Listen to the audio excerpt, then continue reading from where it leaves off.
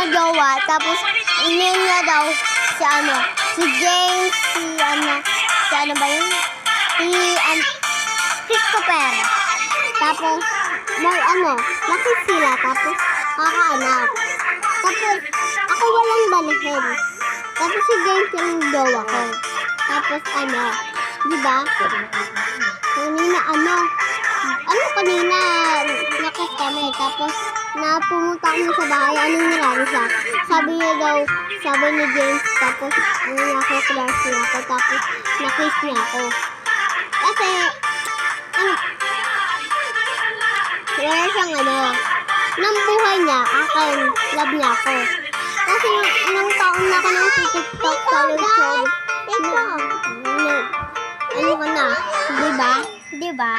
Diba? Alam mo kanila, tapos gawa niya ako and kiss niya ako, diba? Tapos love niya ako. Tapos yung utak niya daw si James. Akin, love niya ako, gawa niya ako, be. Hindi ko nakilala na si kanina yung diba? Kanina ako, crush niya ako. Tapos walang yun eh. Pinano ni mama ko. Pinano niya ni sa para yung kapatid ko. Tapos miyak eh. Tapos, miyak pa siya lagi. Tamhimik sa akin eh. Ayaw niya, lagi ayaw niya ako pahiraw ng lang cellphone. Wala akong ginagawa sa kanya eh. Tapos, bigla ako lang ano ba yun? Natitiktok ako lagi. Tapos, next naman. Tigaan yung next. Si Christopher, ang bait niya.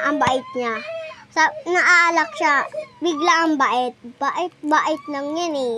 Tapos, wala siyang dalihan. Si Christopher, naaalak. Sumama sa birthday ni, si Xiaoming at Xiao. Tapos, yung kuya ko pala, si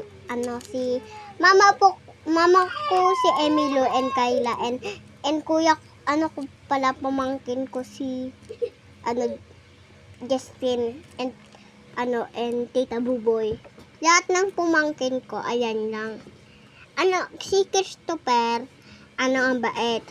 Tapos si James, ang bait. Lahat ilalab sa akin. Yung heart ko na napupuso.